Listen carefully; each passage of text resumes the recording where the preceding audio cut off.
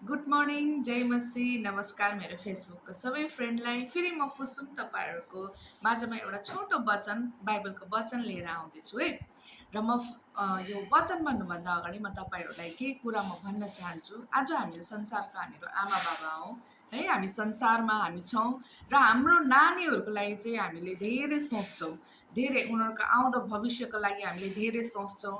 अनि त्यो सोचेकोले गर्दाखेरि चाहिँ उनीहरूको लागि हामीले है उनीहरूको भविष्यमा चाहिँ कुनै कुराको दुःख नहोस् भनेर, उनीहरूलाई कुनै कुराको यति साह्रो उनीहरूलाई स्ट्रगल गर्नु नपरोस् भनेर चाहिँ हामीले के गर्छौँ भन्दाखेरि उनीहरूको लागि धन सम्पत्तिहरू हामीले थुपार्छौँ है। उनीहरूको लागि प्रपर्टीहरू किनेर राख्छौँ ताकि आउँदो दिनमा चाहिँ उनीहरूलाई केही कुराको उनीहरूलाई अभाव नहोस् भनेर है। तर जब हामी बाइबल मत्ती 6:19 हामी पढ्दाखेरि चाहिँ त्यहाँ के भनेछ भन्दाखेरि चाहिँ आज है त्यो पृथ्वीका धन सम्पत्ति नथुपार भनेर भनेछ, जहाँ चाहिँ किरा र खियाले है ती नष्ट पार्दछ र जहाँ चाहिँ चोरले है घर फोडेर ती चोर्दछ भनेर भनेको छ।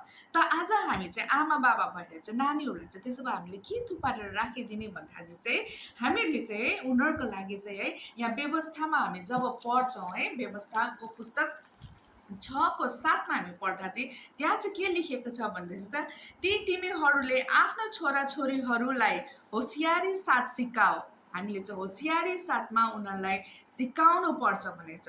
त के कुरा सिकाउनु पर्छ भन्दाखेरि चाहिँ है, चाहे बस्दा होस् उनीहरू, चाहे उनीहरू लेट्दा होस्, चाहे खेल्दा होस्, चाहे जे पनि गर्दाखेरि चाहिँ आज के कुरा सिकाउनु पर्छ भन्दाखेरि चाहिँ परमेश्वरमा भरोसा गर्न हामीले चाहिँ सिकाउनु पर्छ।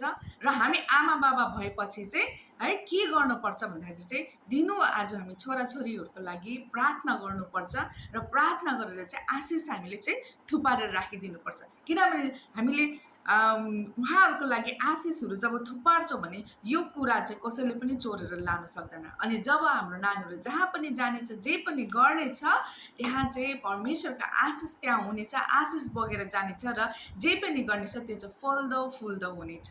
र यति नै हो आजको लागि। हुन्छ, तपाईँहरूको दिन आशिषमय रहोस्। बाई बाई, जय मसी।